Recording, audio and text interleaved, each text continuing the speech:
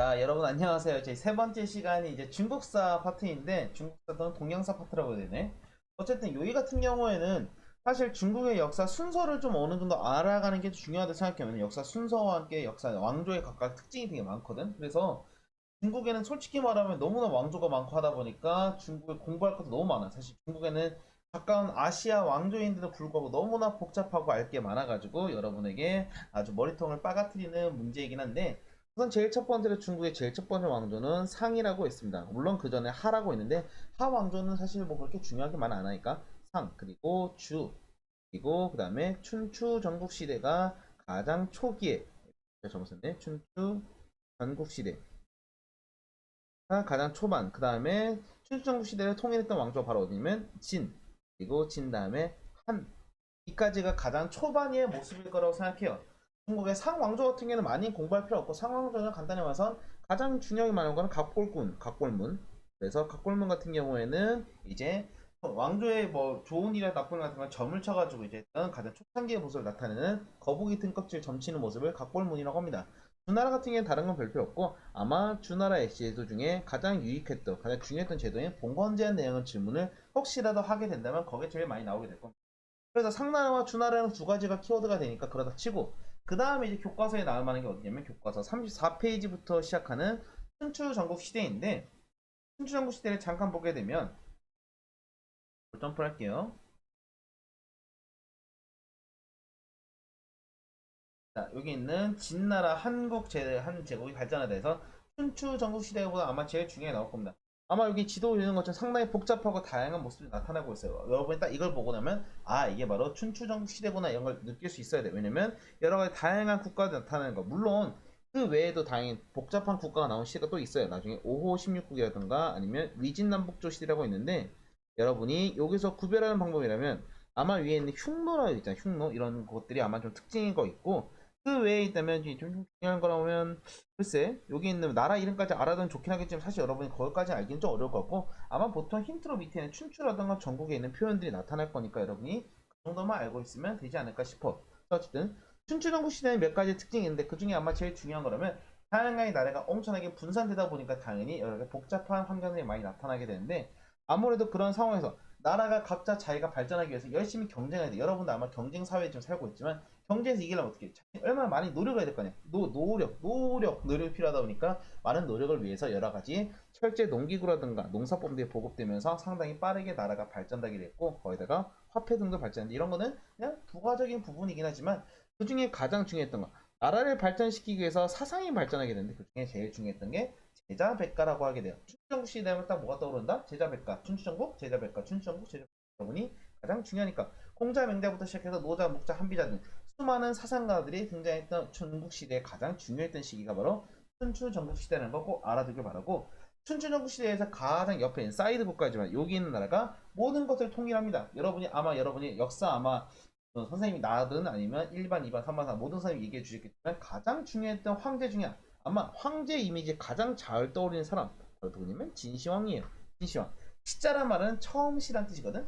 처음으로 황제가 됐다는 정도로 중국에서 가장 황제다운 황제, 어쩌면 가장 강력했던 파워를 갖던 황제인데 그러다 보니까 시황제에 대한 모든 내용들 상당히 중요한 것들이 많으니까 꼭 잘 알아두길 바라고 이 포인트가 바로 9년제입니다. 9년제? 9년제는 모든 지역에다가 관리를 직접 파견하는 제도입니다. 자, 여기 나오게 되면 여러분이 떠올려야 되는 몇 가지 제도가 있어야 돼요. 뭐가 있냐면 봉건제하고 그리고 여기 있는 9년제 나중에 한나라 때도 배우는 군국제라고 있어요. 여러분 이렇게 세 가지를 비교해서 내는 것들 여러분 여러 가지 내용도 있으니까 꼭 잘 알아두길 바랄게요. 우선 봉건제는 여러분 신하를 보내 거의 신하에서 거기다 토지를 주고 알아서 충성만 하게 되면 각자 별로 터치하지 않아요. 그러니까 사실 중앙에서 간섭을 많이 하지 않은 제도인데 9년제도 같은 경우는 직접 관리를 파견하다 보니까 당연히 중앙에서 상당히 간섭을 많이 하는 제도이고 군국제도 같은 경우에는 수도 주변에서는 9년제를 사용하고 수도 바깥의 먼 지역 같은 경우는 군국제는 거야. 공건제를 사용하는 제도 두 가지를 적당하게 믹스했다, 섞었다는 게 군국제야. 그러니까 여러분이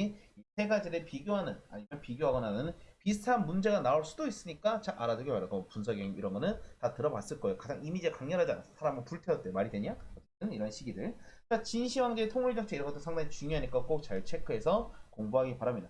그러나 이 진시황의 특징이 바로 뭐냐면 사람은 모든 것을 바로 뭐로 했냐? 법가라고 해서 법으로 해서 통치하는데 당연히 여러분의 법이 중요하죠. 학교도 법이 중요해요. 근데 모든 원칙에 하나하나 다 법을 완벽하게 적용한다? 예를 들면 선생님이 여러분 가끔 중학교 2학년 여러분은 가끔 볼 때가 있는데 예를 들면 수업을 듣다가 아니면 쉬는 시간 가끔 지나가다 핸드폰을 볼 때가 있어. 그러면 원래 원칙대로 다 뺏어가지고 다 가져와야지. 근데 적당히 쓰거나 이런 장난치고 하는 거 웬만하면 야 다음부터 쓰지 말라고 넘어갈 때도 가끔 있는데 그거를 매번 잡게 되고 왜냐면 신뢰하로 채도 안 신었다고 그걸 다 찍기 시작하면 여러분이 아 진짜 쓰면 빡빡하다 학교 힘들어 이렇게 생각할 거 아니야. 모든 걸 이게 법을 엄격하게 적용하다 보니까 점점 지쳐버린 거. 거기다가 다양하게 통치에도 힘들었었고 다양한 토목공사라든가 힘든 게 많다 보니 진나라는 생각보다 금방 망해요. 진나라는 금방 망하거나 그 망했던 가장 결정적 원인이 바로 뭐냐면 만리장성이었는데 너무나 힘들게 성을 쌓아서 막 이거 다 성을 지었단 말이야. 근데 이거 짓는데 너무나 많은 돈이 들고 시간도 많이 들고 사람도 노동력도 뼈 빠지게 하다 보니까 금방 나라가 뽕강 망해. 얼마나 했다?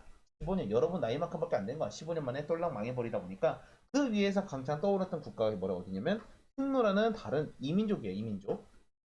얘네 같은 경우는 실제로 이제 중국 역사에 많은 것들을 영향을 미치는데 그냥 그런가 보다. 특히 중국의 진이라든가 아니면 한하고 계속 지속적으로 싸웠던 국가가 바로 민족이 흉노라고 알고만 있으세요. 넘어가고 자 이런 흉노를 막기 위해서 만들었던 게 바로 이게 만리장성이에요. 막으려고. 자 그리고 나서 이제 유방이라는 사람이 이제 중국에 있는 다양한 원래 초나라 나라하고 싸워가지고 결국 한이라는 나라를 딱 만들었는데 만들고 났더니만 바로 봉건제를 하기가 좀 애매한 거야. 어떻게 하면 군국제를 시행해. 거기까지는 그렇다 쳐도 바로 두 번째 진시황과 뭔가 거의 복사본 같이 비슷한 인간 같은 사람이 있어요. 바로 한나라 부제인데 상당히 잘 나오니까 꼭 기억하기 바래요. 한나라 부제. 이 사람은 거의 진시황과 복사본이야. 상당히 많은 중앙 집권 체제를 확립했던 사람인데 그 중에서 가장 중요한 게 뭐냐면 이 사람은 바로 요거예요. 비단길 실크로드라고 하는 실크로드 내가 영어로 잘 못 쓰지만 그렇다 칩시다. 실크로드는 비단길. 이 비단길을 어떻게 만들었냐? 원래 목적은 다른 거였어. 원래 이게 이쪽에 있는 원래 대월지라는 국가를 찾아가가지고 여기 있는 흉노를 몰아내자, 없애버리자라고 갈라 했더니만 막상 위에 갔더니만 대월지가 없는 거야. 어떡하지? 그래서 막 찾다 보니까 저 서쪽 가다가 나중에 만났는데 결국 대월지는 못 도와줄 것 같아요. 그래서 끝나버렸던 사건이지만 어쨌든 이 길을 루트가 만들어지게 되면서 바로 서쪽과 동양이 만날 수 있는 이런 길을 만들었던 이 비단길을 통해서 상당히 동서 문화의 교류가 활발해지게 되는 대표적인 사건이 됩니다. 그 사람의 이름이 누구냐면 장건이라는 사람이에요. 근데 한 문제가 너무나 많은 돈을 펑펑 써 돈을 많이 쓰다 보니까 나중에는 뭐 전매질이라든가 소금 이런 것도 있는데 뭐 그냥 그런 것보다 치지만 어쨌든 중국의 한나라 황제라는 용어는 상당히 중요해. 바로 누구냐면 이 무제는 중요하니까 무제는 꼭 잘 기억합시다. 넘어가서 한나라가 쇠퇴하는 과정 뭐 그런 거보다 쭉 넘어가도 되는데 뭐 여러분이 아마 여러분 제일 좋아하는 삼국지 같은 특히 남학생들은 한 번쯤 다 들어봤을 것 같지만 삼국지는 실제로 중국 역사에서 그렇게 중요하게 안 다룹니다. 안타깝지만 어쩔 수 없어. 그렇지만 한나라의 문화에서 특히 중요한 건 뭐가 냐면 바로 유교. 요건 중요합니다. 진나라 같은 경우는 여기는 뭐가 중요하냐면 법가라고 해서 요게 중요했지만 여기 있는 한 같은 경우에는 유가 사상, 유교가 상당히 중요했고 유가.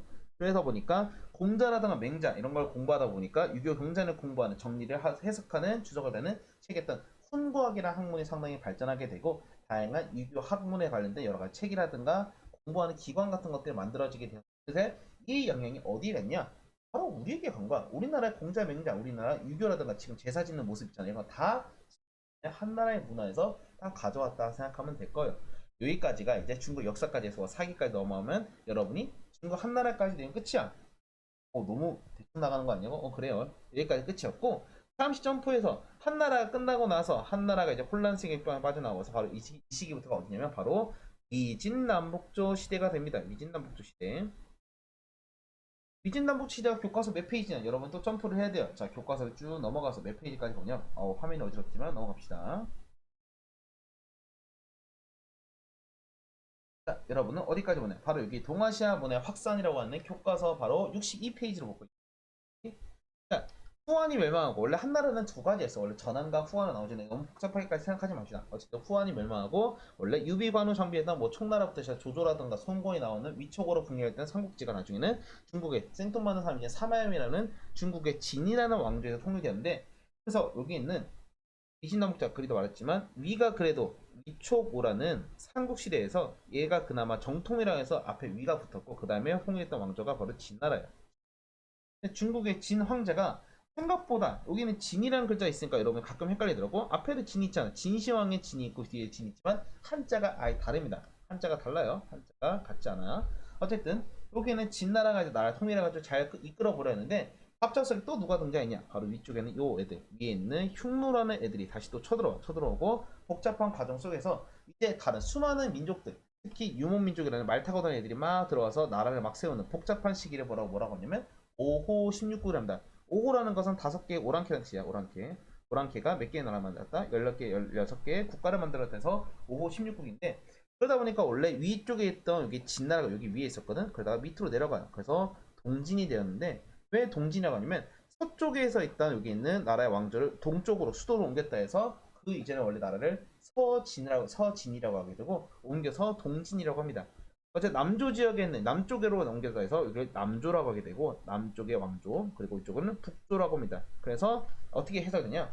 아까 위, 진 그리고 남조와 북조 합쳐가지고 남북조 시대라고 제목이 이게 붙게 되는 거야. 그래서 여기 위쪽에는 어떤 나라가 있었냐면 북쪽의 왕조였던 북이라는 나라가 제일 컸었고 밑에는 뭐 동진부터 시작해서 송제, 양진인데 여러분이 이것까지 달달달 외울 필요까지는 없을 것 같아요. 그렇지만 요구에 있는 이 정도는 좀 중요하니까 기억합시다. 왜 중요하냐?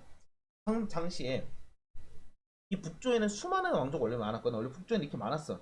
뭐 16개가 넘는 나라가 많았다가 이 나라가 다 엎어지고 바로 뭐로 통일되냐면 싹 다 치우고 요 나라로 통일되었는데 얘네가 금방금방 멸망했던 이유가 뭐냐면 이민족의 문화를 그대로 가져와서 그래. 근데 이민족의 문화는 북쪽에서 해당이 되지만 여기 있는 중국의 땅에 들어왔을 때는 농사를 지어야 되는데 얘네가 농사 지을 줄 몰라. 농사 어떻게 하는 거 I don't know. 나 몰라. 그렇게 어떻게 하니까 농사 짓는 기술도 배우고 특히나 한족 중국에 원래 있던 민족과 좀 친하게 지내라 하면서 뭐라고 하냐면 선비족과 한족을 하나로 합쳐요. 어떻게 하냐면 한화 정책에서 한족과는 뭔가 융화되는 민족이 되라. 그래서 한족과 정말 적절히 섞여버리는 한화 정책을 펼치게 되고 유목민족과 한족의 문화가 융합, 섞였다, 믹스. 그래서 이거를 호환 융합이라고 합니다. 그래서 이걸 다시 좀 정리하게 되면 다음과 같을 거예요. 여러분이 중요한 포인트가 뭐냐면 요 북이라는 나라에서는 한화 정책이 제일 중심이 됩니다. 한화 정책. 한족의 문화가 적절히 섞여라. 왜냐면 농사를 잘 짓기 위해서. 그렇지만 여기 있는 수많은 사람들 원래 이민족을 피해서 많이 남쪽으로 내려갔어요. 남쪽으로 내려가다 보니까 원래 이 남쪽에는 별로 개발이 안 돼 있었거든. 이 남쪽에다가는 열심히 개발을 추진해서 생각보다 남조는 당연히 한족 사람들에서 상당히 빠르게 나라가 발전되었다고 합니다. 그래서 송제 양진이 생각보다 잘 살았어요. 생각보다. 그리고 여기 위쪽에는 북이가 있었다. 그래서 북조와 남조가 적절하게 균형을 유지했던 시기를 여기는 남북조 시대라고 얘기합니다. 근데 이 남북조 시대의 중요한 거는 여러분이 그 중에 시험이 잘 맞는 거는 요거 포인트 바로 뭐냐면 구품 중정대. 왜 그러냐면 옛날에 사람을 뽑는데 여러 가지 문제가 많았어요. 예를 들면 사람을 어떻게 뽑냐면 그냥 먼 나라 지나가다가 왕이 마음에 들면 그 사람 막 뽑거나 아니면 그냥 옆에 있는 동네에 있는 사람들, 그 동네 지방관들이 괜찮대 말을 듣게 되면 그냥 걔가 추천하는 이런 식으로 하다 보니까 뭔가 믿음이라든가 뭔가 균형이 없어. 원칙이 없어. 그냥 멋대로 하는 거야. 그래서 어떻게 하냐면 최소한 우리 원칙이라는 걸 만들자. 그래서 중정관이라는 특정한 사람이 있어요. 그 사람이 거기는 사람의 평판이라든가 덕망, 재능 등을 판단해가지고 사람 어떻게 했냐? 9등급으로 나눕니다. 쭉 나눠가지고 이 사람을 9등급으로 나눠서 그 사람을 선발하는 제도. 그래서 관리를 좀 더 체계적으로 뽑았다라고 생각하면 돼. 그래서 우리가 지금 우리나라 공무원도 9급부터 1급까지 있거든요. 이런 식에는 부품 정등되는 다양하게 우리나라 역사 문화에도 영향을 미쳤기 때문에 나름의 중요한 부분을 가집니다. 그런데 잘 봐봐. 중정관이 모든 걸 판단하는 것은 이 사람의 모든 주관이 들어간다는 거기 때문에 이 사람을 열심히 구워 삼고 이 사람과 친해지게 되면 라인을 타게 돼서 관리가 될 수 있다는 거야. 그래서 이것도 나중에 문제점이 많이 생겨요. 뭐 어쨌든 부품 정등대와 함께 여러분이 남북조 시대의 문화가 상당히 잘 나와요. 왜 그러냐면 남북조 시대의 문화가 중국의 문화에 상당히 많은 것들이 영향거든. 우리가 그리스라든가 로마가 서양 문화의 기본 베이스였다면 원래 중국의 문화는 진이라든가 한나라가 가장 베이스였는데 거기다 추가적으로 뭐가 들어있냐면 여기 있는 위진 남북조 시대의 문화도 상당히 중요합니다. 왜냐면 이 위진 남북 시대 때 어떤 게 가장 발달했냐면 여기까지는 원래 법가라든가 유가가 발달해서 여기 시기에는 가장 중요했던 게 바로 요거예요. 불교라는 종교예요. 특히 북조에서는 어떤 게 발달했냐면 북조에서는 원래 상당히 예를 들면 황제의 모습을 따를 정도로 황제가 그 부처다해서 불상을 다수 조성해서 이런 불교, 북위에 있는 불교가 바로 어디에 넘어오냐면 나중에 우리나라까지 오거든. 그래서 우리나라 고구려라든가 백제라든가 신라 같은 삼국시대에 영향을 미쳤기 때문에 이런 북조의 문화가 그대로 들어왔었고 그러니까 불교가 상당히 발전했다는 거야. 남조 같은 경우는 좀 특이한 거로 뭐 우아한 귀족 문화가 발달돼서 예를 들면 이 세상 끝났다 뭐 더 해서 뭐 사냐 돌아가련다 하면서 이제 거래사 이런 것도 있는데 여러분 이런 거는 그냥 참고로 알아만 두세요. 남조와 북조. 그래서 여러분이 나와 있는 다양한 각기 문화인데 북조는 소박한 기풍에다가 플러스 불교가 상당히 발달했고 남조 같은 경우에서는 뭐 청당 사상 이런 게 있는데 이런 것들은 프린트에 다 정리가 되어 있으니까 여러분이 적당히 보면서 공부하면 될 겁니다. 불교와 함께 하나 더 추가한다면 중국의 지금도 중요한 종교인 도교라는 것, 도사 이런 거 있죠, 도사 이런 것들까지 같이 들어갔다고 합니다. 그런데 이런 위진남북조의 혼란했던 시기를 통일했던 놈은 누구냐? 바로 수나라 문제. 뭔가 문제, 트러블 메이커는 아니고 이 문제는 중국 황제에서 가장 위대한 황제 중에 한 명으로 뽑을 정도로 대단한 사람이었다고 해요. 어쨌든 북위를 이제 통일하고 밑에는 남쪽까지 통일해서 빼어날 숫자, 아주 뛰어난 나라를 만들게 되어서 근데 이 사람이 뭐였냐면 야 관리를 뽑는 아까 방금까지 공부했던 요거 있잖아. 부품 중용제가 문제가 많아. 실제로는 사람을 주관적으로 뽑으니까 이건 문제가 많아. 그래서 어떻게 되면 우리 진짜 시험을 치자. 여러분의 기말고사의 가장 기본의 원리가 되었죠. 여러분의 시험을 드디어 치게 되는 거야. 과거제도라는 걸 통해서 이제 사람을 이제 공식적으로 시험으로서 선발하게 됩니다. 그 다음에 왕제가 바로 양제라는 이 사람이 사실 어쩌면 되게 트러블 메이커거든. 근데 이 양제가 그나마 지금 많은 영향을 미친 게 딱 하나 있어요. 바로 뭐냐면 요거야. 대훈아. 대훈아가 뭔지 아냐? 기억나지 여러분? 물가가 있어. 물가 있으면 옆에 있는 원래는 물이 저는 지나갈 수 없는 곳인데 거기다가 이제 물을 딱 파가지고 배가 지나갈 수 있도록 이런 큰 배가 지나가서 왔다 갈 수 있는 인공의 거의 다리라 상관 인공 다리. 그래서 물로 만든 이 운하가 사실 여기엔 강이 없단 말이야. 강제로 강을 만든 거야 이런 식으로 강을 만들어서 북쪽에서 아래까지 뚫어갈 수 있는 이런 식의 인공 다리를 만들었는데 당연히 인공 다리 알다시피 돈이 무지막지하게 듭니다. 사람도 무지막지하게 들어요. 근데 수나라 양제는 그딴 거 몰라. 내가 달래. 대규모 토막공사가 툭하면 전쟁에 어디 쳐들어가냐면 고구려 쳐들어가면 완전 망합니다. 그래서 수나라는 마치 걔와 비슷해요. 이렇게 돈 많이 쓴 나라 어디였냐? 아까 방금 공부했던 진나라잖아. 똑같은 결과를 가져와. 똑같이 망해. 진나라처럼 얼마 지나지 않아서 한 30년도 유지 못하고 금방 망해버렸는데 이런 수나라의 기본 베이스를 열심히 다 만드는 걸 꼴깍 먹은 나라가 바로 어디냐? 바로 당나라야. 그 나라가. 바로 다음 나라가 당나라입니다. 그래서 당나라 같은 경우는 처음에는 여기는 동돌골이라고 해서 원래 여기는 투르크라고 하는 민족인데 투르크 어려서 그랬잖아. 투르크는 다시 말하면 티르크라고 하게 되고 이 티르크는 나중에는 어디로 가냐면 쭉 넘어가서 나중에 셀주크 티르크라는 민족으로 갔다는 썰이 있어. 이것도 100% 맞는 건 아니야. 어쨌든 그렇다 합니다. 어쨌든 돌궐이라고 하는데 원래는 얘네가 좀 도움을 받아가지고 당나라 나라를 만들었어. 근데 사람은 항상 모든 걸 믿을 수가 없어요. 마지막에 뒤통수를 때리는데 당나라의 처음에 왕조 이연 고조라는 사람이 만들었지만 나중에 태종 같은 경우는 오히려 얘를 공격해. 나중에는 얘가 뭔데 우리 한족을 공격하냐? 동돌궐을 복석시켜버리고 거기 주변에 토벌이라든가 이쪽 화친도 맺으면서 점차 커다란 국가를 만들어 버립니다. 나중에 고종 때는 여기는 서돌까지 멸망시키게 되면서 거의 중국 최대의 영토까지 만들어지는 대제국이 만들어졌는데 이때 지금 나라가 너무 크잖아. 나라가 너무 크면 우리가 옛날에 주나라 때 뭐였어? 바로 봉건제 썼잖아요. 봉건제와 비슷할 정도로 이제 유력자에게 위임하여 통치하겠는데 그 위임자를 뭐라고 하냐면 다른 말로 이렇게 합니다.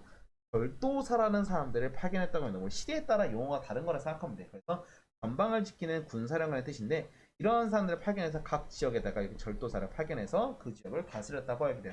근데 이 절도사가 힘이 너무 세단 말이야. 그래서 나중에는 중국의 황제가 만만해서 그 당시 때 양귀비한테 홀딱 빠져있던 그 현종이라는 사람을 뒤져 엎었던 안사의 난이라는 사건을 통해 가지고 절도사가 독립적인 세력을 발전하면서 당나라가 휘청휘청 거린 것. 그래서 당나라 군대라고 해요. 당나라 군대 힘없는 군대를 물론 어쨌든 당나라가 힘이 빠지게 되면서 시간이 점차 흐르게 되고 나중에는 황소의 난이라는 운매한 황소왕입니다. 황소란 사람입니다. 황소라는 난에 인해서 결국에는 절도사 주전충이라는 사람이 주전충이 나중에 누구냐면 이게 이거는 잘못했다. 절도사는 주전충이라는 사람을 통해서 결국 나라가 망하게 됩니다. 그러면 당나라 별거 아닙니다 하면서 끝날 게 아니야. 당나라는 사실 이게 별로 중요하지 않아요. 이거보다 훨씬 중요한 것은 이것도 중요하긴 한데 이거보다 여기 사실 더 중요해. 당나라의 통치 체제가 이게 진짜 시험 1타거든. 여러분 이거 되게 잘 나와요. 왜냐면 이 당나라의 통치 체제라는 것 자체가 중국에 영향만 미친 것이 아니라 일본이라든가 아시아라든가 수많은 우리나라까지 모든 나라에 다 영향을 미쳤거든요. 왜냐면 이런 법이라든가 체제 구조라는 것 자체가 지금의 우리나라 행정이라든가 다양한 법 구조에도 영향을 미쳤기 때문에 매우 임포트 중요해요. 매우. 그래서 율령이라는 건 쉽게 말하면 형법과 행정법이라는 것을 뜻하는 건데 간단히 말하면 법이야. 그냥 롤. 법이야. 이 법이라는 것을 어떻게 만들었냐면 통치체제를 율령이라는 글자로 해서 만들게 되었고 사람이 잘못한 게 많다 보니까 당연히 가장 먼저 사람을 혼내는 형벌이라는 게 제일 만들어졌대요. 넘어지고 중간 같은 경우에는 삼성 육부라는 여러분이 가장 아름다운 도형이 삼각형이라고 들어봤니? 가장 균형 잡힌 도형. 그래서 세 가지 트라이앵글로 삼성이라고 만들고 그 밑에는 또 다시 두 가지를 뿌리 만들어서 총 6개 육부라는 것을 만들게 되었는데 구조 같은 경우 밑에는 그림이 있으니까 참고만 하세요. 거기는 황제와 관계, 삼성, 중소성, 문화상, 삼소성 해가지고 정책을 수립하고 정책을 심의하고 정책 집행해서 이 집행을 밑에는 6개의 부서가 또 있어요. 그래서 2호 예병 형공이라고 하는 6개의 부서까지 있는데 여러분이 만약에 빈칸을 채고 이게 무엇일까 하는 이런 그지 같은 문제는 나오지 않을 거예요. 그런 건 안 나오더라도 최소한 이 모양을 보고 아 이게 바로 삼성 육부제구나 라고 하는 정도까지는 알고 있어야 된다는 거야. 그래서 국가의 정책을 어떻게 하냐면 중소성에서 초안을 만들어요. 그 다음에 어떻게 할지 판단해. 그리고 나중에는 실제로 이것을 실시해서 전달하는. 그래서 실시해서 나중에 하면 유포가 모든 것을 설정하게 되는데 정책을 수립하고 심의하고 집행하는 모든 과정에서 황제가 모든 걸 혼자 하면 아무래도 나중에 독재할 수 있으니까 그것을 적당하게 균형 잡게 하는 제도로서 삼성 육부라는 통치 체제가 만들어졌다고 합니다. 그래서 이런 제도 같은 경우는 동아시아 여러 나라에 영향을 미쳤는데 거기다 추가될 거라면 토지를 지급하는 균전제라든가 아니면 조용제라는 부병제 이런 것도 상당히 중요해요.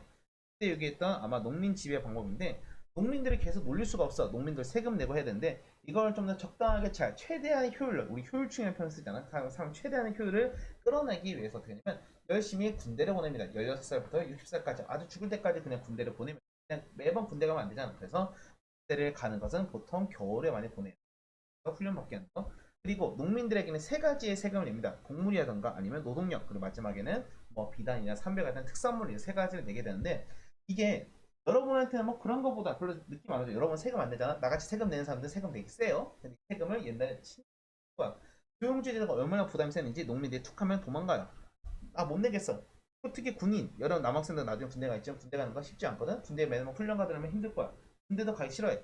자꾸 도망다니고 안 되고 거의 나중에는 빚쟁제가 붕괴되고 장원도 증가하고 여러 가지 문제가 생기게 되면서 이거를 좀 더 단순화시키게 되는데 어떻게 되냐면 군인들은 그냥 우리 그냥 가고 싶은 사람만 특별한 사람들 하는 모병제, 조용제 같은 경우는 딱 1년에 두 번만 세금을 내자는 세법이란 것으로 전환되게 됩니다. 양세법의 특징이 하나 더 있냐면 이때 바로 뭐냐면 이때 화폐라는 것도 사용됐다는 것도 특징이니까 여러분이 그것도 같이 한번 알아두면 될 거예요. 이런 자세한 내용은 사실 어디 있냐면 프린트에 다 나와 있기 때문에 그 프린트를 잘 보면서 공부해도 충분할 거라고 봅니다. 자, 동아시아 특히 사실 당나라의 문화는 어떤 느낌이냐면 약간 로마와 비슷한데 자, 그리스가 기본의 베이스를 만들었어. 근데 그리스의 베이스에 누가 파트였냐? 바로 그 밑에는 알렉산드로스란가. 알렉산드로스. 로마 이런 국가가 모든 세계 특히 서양 국가에 영향을 미쳤던 것처럼 여긴 당나라도 비슷해요. 기존까지 보존 가져있던 모든 문화를 다 정리해서 이것들을 아시아적에 퍼뜨렸기 때문에 이것을 동아시아 문화권이라고 보통 얘기합니다. 동아시아 문화권 어디냐면 우리나라든가 일본 또는 동남아시아 베트남 이런 나라에 영향을 미치게 된 건데 몇 가지 키워드가 다 있어요. 몇 가지 키워드 뭐냐? 바로 불교. 아무래도 기본적으로 불교가 많았을 거예요. 그리고 뭐그 외에도 뭐 당나라 화려한 귀족 문화 이런 것도 들어왔지만 뭐 그 외에도 각 나라의 문화도 쭉 넘어가서 여러분이 가장 많이 나오는 게 뭐가 있냐? 동아시아 문화과의 성립을 하게 되면 이 네 가지가 가장 키워드예요. 한자, 불교, 유교, 율령 이 네 가지가 가장 키워드다 보니까 여러분이 동아시아 문화과의 특징은 무엇일까 하게 되면 한자, 불교, 유교, 율령 이 네 가지는 바로바로 툭툭 튀어나올 정도로 여러분이 머릿속에 알고 있어야 된다는 거야. 물론 앞에 있는 내용까지 알아두면 매우 매우 훌륭할 겁니다. 이라든가 내용들을 딱 보면서 이게 어느 시기의 문화고 어느 시기의 문화에 어떻게 영향을 미쳤을까요? 이런 식의 질문들도 여러분이 바로바로 대답할 수가 있어야겠죠. 바로 각 나라의 문화라는 거. 이 화려하다는 표현을 여러분 잘 체크해주세요. 다 이따 좀 이따 공부하겠지만 각 나라와 상대적으로 비교되는 나라인 송이라는 나라가 있다 공부하겠지만 송나라는 당나라하고 좀 많이 다릅니다. 화려했던 문화에서 이제 좀 소박한 문화를 보는데 나중에 설명할 거니까 그런 거 보시고 자, 일본 같은 경우는 사실 곁다리 같은 느낌이 좀 듭니다. 일본은 사실 아시아 문화에서 우리나라 옆에 있어. 우리나라 보통 문화라는 게 중국에서 발전하고 우리나라 한 그다음에 일본으로 퍼져가는 게 옛날에 고대라든가 중대 이때 시대에 보통 뭐거든. 그래서 일본 같은 경우에도 우리나라 영향 많이 받아요. 그래서 이런 백제라든가 고구려, 신라 이런 나라 영향을 받고 나중에는 중국 쪽으로 다 보니까 여러 가지 서로 상호작용적으로 영향을 주고받는 게 많은데 사실 일본은 여러분 너무 깊게 들어가기 싫으면 끝도 없지만 여러분이 몇 가지 특징 좀 보면서 넘어가도록 합시다. 제일 첫 번째 제일 처음의 시작은 야요의 시대라고 하는데 이거는 그냥 쉽게 말하면 신석기, 뭐 청동기 이런 시대예요. 그냥 여러분이 그냥 불만 지고 청동기 철기했던 시각이고 제일 최초의 정권은 야마토 정권. 그래서 야마토인데 야마토 정권은 태양신이었던 아마테라스라는 사람을 섬기면서 여기 나라를 발전시켰다가 그 중에 가장 중요한 사람이라면 이 쇼토쿠 태자 이 사람도 좀 중요하니까 여러분이 체크 정도만 해두세요. 이 쇼토쿠 태자가 바로 뭘 받아들이냐면 유교라든가 불교를 받아들이면서 일본을 빠르게 발전시켰다고 합니다. 그래서 이 문화를 뭐라고 하냐면 아스카 문화라고 합니다. 아스카 문화 같은 경우는 지금 아스카라는 표현도 아스카라는 조그만 동네에서 사용되는데 이 사가 상당히 기력을 발전시켰다고 해요. 야마토 정권이 끝나고 나서 이제 본격적으로 문화를 배우겠다. 옛날에는 백제라든가 아니면 고구려를 통해서 문화를 많이 받았는데 우리 한번 원래 본거 오리지널 공부에 대해서 수나라든가 당나라에다가 사람을 보내는데 그런 와중에서 당나라에 특히 뭐에 반했냐면 당나라 법체계, 율령체계에 반해버린 거야. 그래서 우리도 한번 나라를 뭔가 체계적으로 만들어보자 해서 그걸 중앙 집권했던 걸 뭐라고 하냐면 다이카 개신이라고 합니다. 그래서 이때 처음으로 일본이라는 나라가 명칭이 쓰여지게 되고 걔네가 말로는 일왕, 다른 말로는 천왕이라는 표현도 이때 처음으로 사용되게 되었어요. 그래서 우리나라 문화가 많이 비슷한 거는 이런 동상 모습을 보더라도 아마 우리나라와 일본이 서로 문화를 많이 주고받으면서 서로 문화에 영향을 줬다는 것을 어느 정도 배울 수가 있을 겁니다. 그러다가 이제 나라 시대라고 해서 잠시 시간을 지나고 나서 이제 일본의 특정 시대였던 바로 헤이안 시대라고 했는데 이 헤이안 시대 같은 경우는 뭐 내용들이 여러 많지만 헤이안 시대의 특징이라면 보통 이제 규종 문화라고 하게 되고 그다음에 추가될 수 있는 거면 이때 여러분이 한 번쯤 들어봤을 거야. 뭐 나루토 같은 거, 뭐 애니메이션 보게 되면 사무라이라고 있죠. 사무라이. 이제 무사라고 하는 계급들이 이제 점차 등장하게 되는데 여기 무사 있을 거예요. 그런데 여러분이 이거보다 더 중요한 거라면 이런 일본의 헤이안 시대가 되면서 일본은 이제 자기네 나름대로의 독자적인 문화를 만들기 시작합니다. 그걸 뭐라고 하냐면 국풍 문화라고 하게 돼요. 국풍 문화. 국풍 문화? 그래서 이제 일본의 고유의 가나라는 글자라든가 일본에 있는 뭐 봉황당에 있는 이런 여러 가지 건축 구조라든가 뭐 소설이라든가 그림이라든가 이런 것 만들어지게 되면서 자신들만의 문화를 만들어진 거예요. 이전까지는 중국이라든가 아니면 뭐 우리나라 이런 데 영향을 많이 받았다면 이제 그런 것을 넘어서서 자기네 일본 스스로만의 문화를 만들기 시작했던 시기가 바로 헤이안 시대의 특징이었고 여러분 이런 것을 그리면서 일본이 자신들만의 문화를 만들었던 시기구나라는 것을 이해하면 될 겁니다. 그래서 여러분 나라의 순서 정도라든가 아니면 여기는 국풍문화 이런 글자 정도만 알고 있으면 일본도 여러분이 충분하게 문제될 거라고 보고 있어요. 자, 송나라 같은 경우는 이제 마지막 수업이라서 여러분 아직 뭐 내가 수업을 안 했지만 송나라 같은 경우에는 사실 뭐 그게 크게 볼 건 없어. 지금 미리 한번 예습을 한다 생각하고 한번 보세요. 아마 내일 월요일인가? 내가 지금 일요일날 이거 영상 찍고 있는데 자, 교과서는 이제 100페이지인데 사실 여기 때는 여러분이 뭐 그렇게만 뭐 복잡하게 볼 건 없지만 당시에는 북방민족이라서 여기 있는 수많은 민족들의 변화가 생깁니다. 원래는 이 북방민족 누가 있었냐면 흉노라든가 아니면 그 전에 배웠던 돌궐이라는 민족이 있었는데 여기서 또 새롭게 떠오른 민족이 있으면 요라고 해서 여기는 원래는 거란이라는 민족이 있습니다. 거란 또는 여진족, 여진이라고 하는 민족이 있는데 여기는 이제 복잡한 민족이니까 자세하게 들어가지는 않겠지만 수많은 이민족들이 생기면서 점차 또아지 항상 하는 것처럼 중국 밑에 있던 한족의 민족들을 괴롭히기 시작해요. 그래서 송나라는 좀 달라. 기존의 민족들은 어떻게든 여기 있는 민족들을 싸워보거나 아니면 담을 쌓아서 끝내버려 하는데 송나라는 생각보다는 약간 평화로운 민족이었는지 모르겠지만 아무래도 군사 민족이 더 세다고 생각했던지 나라에서 어떻게 하면 당신들이 더 세니까 우리는 모르겠다 안 되겠다 하면서 오히려 서로 개방을 하면서 쉽게 말하면 약간 쭈그려지는 모습으로 나타나는 게 있어요. 그래서 북방민족이 더 강하다고 생각했는지 이제 송나라 같은 경우는 여기다가 세금이라는 걸 바치면서 조용히 지냈다고 합니다. 나중에 있는 거란 같은 경우는 요라는 나라를 만들고 같은 경우에 금이라는 나라를 만드는데 뭐 그냥 그런가 보다 하면서 이런 과정에서 자신들의 어떻게든 문화를 지켜보려고 나름대로 노력을 했다고 해요. 그래서 송나라 같은 경우의 특징이 뭐냐면 바로 문치주예요. 여기는 선비의 나라예요. 선비. 싸우는 거 좋아 다 좋은데 아무래도 이때까지 다 중국에 복잡했던 이유는 맨날 나와가지고 맨날 서로 싸우고 치고받고 하다 보니까 이런 거 안 된다. 여기서 언제까지 싸우냐?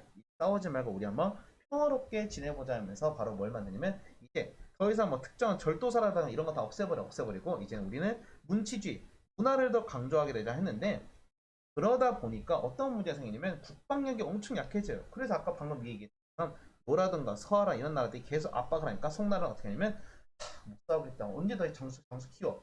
그냥 우리 돈 줄게 하면서 막대한 물자를 다 주면서 평화 협상을 봐. 평화롭게 지냅시다. 정확히 말하면 그냥 갖다 바친 거야. 그러다 보니까 국방비가 자꾸 증가되고 송제등 악화되다 보니까 나중에는 왕한석이라는 사람들이 등장해가지고 우리 나라를 한번 강하게 만들어보자 했지만 이미 분위기는 야 뭘 또 싸우는 거 싫어 우리 전쟁 싫잖아 뭐 그런 거 하면서 분위기는 이미 거의 글러먹었기 때문에 더 이상 싸우지 못하게 되고 계속 결과적으로는 송나라는 점차 다른 북방민족에서 약화되게 되면서 특히 여진이라는 금이라는 나라가 있어 아예 북쪽도 뺏겨버리게 돼 점점 밑으로 쭈그러쭈그 하면서 내려가게 돼요. 뭐야 그럼 송나라 엄청 그지 같네 라고 생각할 수 있는데 그런 건 아니야. 송나라는 사실 뭐 때문에 유명하냐면 송나라는 그럼에도 불구하고 상당히 문화적인 측면에서 많은 게 발달했어요. 특히 어디냐면 바로 어디죠? 밑에 있는 지역 강남 지역이야. 이 강남이라는 것은 황하 밑에 있는 지역을 강남이라고 얘기해. 우리도 강남이 지금도 비싸잖아. 여기도 비싸. 중국의 땅들. 강남 지방이 상당히 발전하겠는데 아무래도 농사 기술 같은 거 상당히 빨리 올라갑니다. 농사 기술도 올라가게 되고 그 외에도 뭐 농업이나 수공업도 발달했었고 거기다가 해상무역도 발달하는데 수많은 무역이라든가 이런 뭐 상당히 발달하다 보니까 중국의 상인하게 되면 당나라 상인도 또 올라야지만 여기 송나라 상인도 상당히 수준의 많은 부분이 그래서 송나라 정부는 뭐 시박사 같은 걸 설치해가지고 세금이나 무역 같은 거 전담할 정도로 상당히 무역 부분이 많은 것을 발전시켰던 나라이기도 합니다. 그래서 송대의 사회 문화를 딱 보게 되면 송나라 문화는 딱 보면 아까 선비라고 했잖아. 사대부라는 우리나라 약간 조선과 비슷해요. 오늘 아직 조선은 공부 안 했지만 그래서 뭔가 사람들이 인간과 우주 만물의 철학 같은 성리학이라는 것을 상당히 발전시키게 되면서 여러 가지 다양한 문화라든가 이런 것들이 발전되게 되고 이런 것들 바로 우리나라에 상당히 영향을 많이 미치게 됩니다. 그래서 여기 같은 경우는 귀족적인 문화 이라고 말하기는 어려워. 여기 같은 경우 어떻게 하냐면 보통은 서민의 문화가 발달했던 시기다라고 표현할 정도로 서민의 사회경제주의가 향상되면서 조금 더 비교적인 측면이 있을 거예요. 거기다 여기는 과학기술도 상당히 발전해서 이거 말하는 화약, 탄 쏘는 거. 바로 이 화약이라는 게 바로 송나라에다 만들어진 거거든. 침판 이것도 그렇고 활판 인쇄소 이런 세계적인 아주 엄청난 기술들이 다 어디서 동행했냐면 송나라 때 만들어지게 된 거야. 그래서 이 송나라 때 이 기술은 이슬람, 특히 어딜 쌓았거냐면 아바스라는 수많은 거리들 나중에 넘어가서는 다양한 왕조들이 넘어가서 유럽에도 영향을 미치는데 나중에 큰 발전에 영향을 미쳤기 때문에 송나라를 그냥 무시할 수는 없어요. 그래서 송나라도 상당히 중요하다 보니까 여러분도 그 정도만 알고 있으면 충분할 겁니다. 자 여기까지가 시험 범위가 마지막 끝나게 됐어요. 자 대충 후다닥 넘어가다 보니까 빠뜨린 것도 많은데 다시 한번 다시 보게 되면 위진남북도 시기에 넘어가서 이제 수나라가 나왔어. 수나라가 통일했지만 수나라는 금방 망해버리고 뭐 수나라 기억할 만한 대우나 정도 이런 거 있을 거야. 그리고 당나라가 등장하면서 당나라의 수많은 문화, 뭐 율령, 또뭐 세금 제도 워낙 많아요. 또뭐 이제 동아시아 문화권 마지막에 있던 송나라도 문화 파트가 아무래도 좀 여러분이 이렇게 해서 쭉 나라도 있을 겁니다. 상나라, 주나라, 춘추전국 시대, 진나라, 한나라 그리고 위초고징에서 위진남북 시대, 수나라, 당나라 그리고 송나라까지 여기에는 수많은 부분들 여러분 다 외우려면 분명히 보면 일주일의 시간 동안은 공부하기가 쉽지는 않을 겁니다. 그래도 여러분이 자, 마지막으로 다시 한 번만 얘기할게요. 분색 글씨 위주로 보세요. 그리고 지도, 그림 한 번씩은 봅시다. 그리고 여러분이 프린트에 있는 것들도 지도나 그림도 당연히 시험에 나올 거야. 여러분 그런 참고해서 공부하길 바라고 여러분이 시험 문제 풀 때는 여러분이 다양한 문제집을 풀어보는 것도 좋지만 가장 중요한 시험 공부는 당연히 평소에 수업에 들어갔던 프린트와 교과서가 가장 먼저가 됩니다. 이거 나서 문제 유형을 풀어볼 때 기출 문제와 그리고 문제집을 그 다음에 푸는 거야 여러분이. 물론 반복을 거꾸로 할 수 있어. 문제집은 기출을 먼저 풀어보고 나서 여러분이 공부하는 것도 방법이긴 합니다. 하려면 여러분 기본 베이스가 깔려 있다는 걸 가정해서 하는 거고 나는 기본이 아예 안 깔려 있어. 그러면 이 영상을 대충 들은 거를 머릿속에 돌리고 하면서 나중에 순서대로 공부하면 거예요. 자, 어쨌든 여기까지가 내용의 마무리였고 여러분 혹시라도 궁금한 거 있으면 여기 동영상 밑에 남겨주거나 아니면 나중에 찾아와서 물어보면 나름대로 성실하게 답변해 줄 거니까 여러분이 열심히 공부하기 바라고 1반, 2반, 3반, 4반, 5반, 6반 열심히 공부해서 세계사 벌써 미리 포기하지 말고 아마 목요일날 시험이거든. 목요일날 며칠이면 아마 여러분이 아마 날짜 알겠지만 7월 8일이거든. 7월 8일. 7월 8일 얼마 안 남았어요. 여러분 시험 공부할 때 아마 과학과 같이 시험을 보니까 물론 과학을 선택하면서 에라 모르겠다 역사는 성을 놔버리자 할 수 있겠지만 여러분이 잘 마무리해서 공부 시험도 성적 잘 받고 좋은 성과를 거뒀으면 좋겠습니다. 자 이것으로 역사에 까먹었던 동양사, 서양사 그리고 중동, 인도까지 파트를 전부 다 마무리했으니까 나머지 파트 부분들은 여러분 나름대로 다 개인적으로 공부하길 바라고 이번에 역사 총정리 마무리하도록 하겠습니다. 자 듣느라 고생했고 다음 여러분이 역사 시간 때 만나도록 할게요. 자, 안녕. 잘 가렴.